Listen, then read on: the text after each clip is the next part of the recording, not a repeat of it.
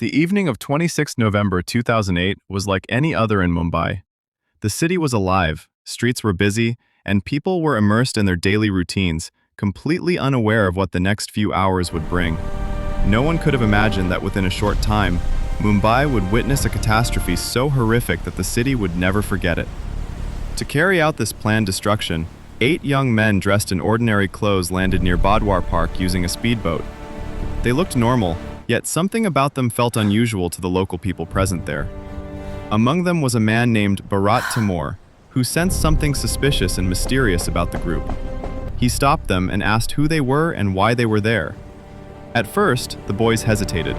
Some claimed to be students, others gave vague answers. Suddenly, one of them shouted angrily, telling him to mind his own business. It was night, and 8 young men of the same age, carrying 2 large bags on their shoulders, walked away without giving any clear explanation. Bharat Timur remained suspicious, and later informed the Mumbai police about the incident. Unfortunately, the police did not take the information seriously and failed to act. This lack of timely action proved to be one of the biggest mistakes in Mumbai police history. Had action been taken at that moment, the massacre that followed might have been prevented, and the blood of 166 innocent people might not have stained the pages of history. After leaving the spot, the attackers split into pairs and moved toward their pre-selected targets.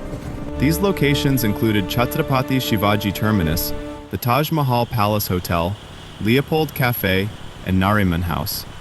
All of these places were located within close proximity. In reality, the boat had carried 10 attackers, not 8. While 8 of them moved toward their targets by road, the remaining 2 used the sea route to reach the Oberoi Hotel.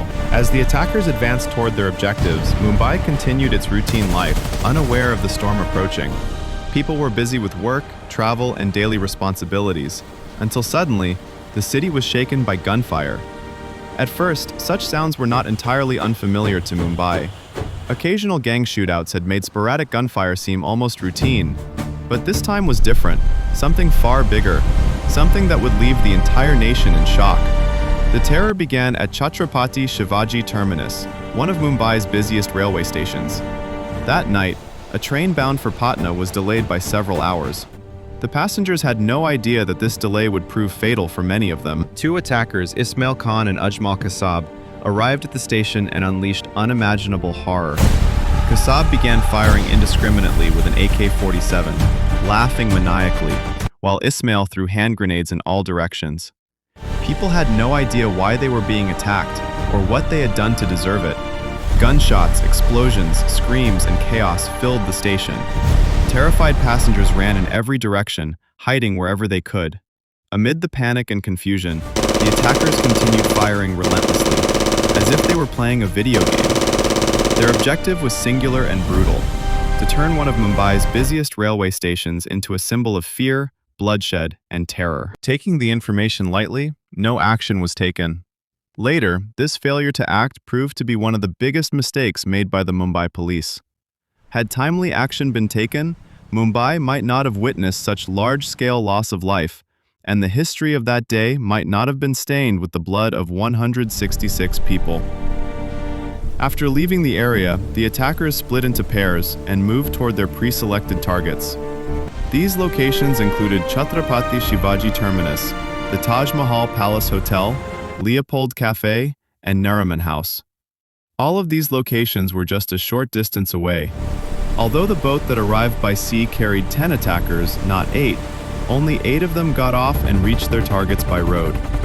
The remaining 2 continued by sea to reach their target, the Oberoi Hotel. While the attackers rushed toward their objectives to carry out their plans, Mumbai continued its daily routine as usual. People were busy with their work, unaware of what was about to happen. Suddenly, the city was shaken by intense gunfire. For Mumbai, such sounds were not entirely unfamiliar. Shootouts between underworld gangs had occurred in the past, and occasional gunfire had sadly become something the city had witnessed before. But this time, something much bigger had happened. Something so serious that its impact shocked the entire nation.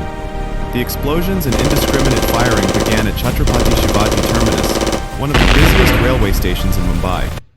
That day, a train bound for Patna was delayed by several hours.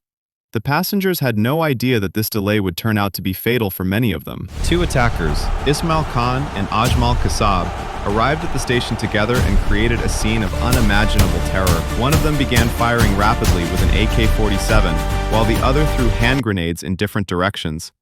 No one could understand why they were being attacked or what the reason behind the assault was. Gunshots, explosions, and screams echoed throughout the station. Terrified people ran in all directions, hiding wherever they could find shelter. Amid the chaos and panic, the attackers continued firing relentlessly, as if they were playing a game. Their only objective was to cause maximum loss of life at Mumbai's busiest railway station. The station staff and railway police were unable to understand how to handle such an extreme situation. Even so, the railway police made every possible effort to stop the attackers, but failed. The terrorists were fully prepared and heavily armed, while the railway police had only their standard service revolvers. As a result, they were unable to confront the attackers and lost their lives in the line of duty. Attention all passengers. Due to an emergency situation, please evacuate the platform immediately and proceed to the nearest exit in orderly manner. Warning! Passengers must immediately leave the station to save themselves.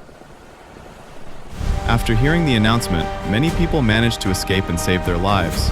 Despite this, the attack was so devastating that within just 1 hour, 58 people were killed and 104 others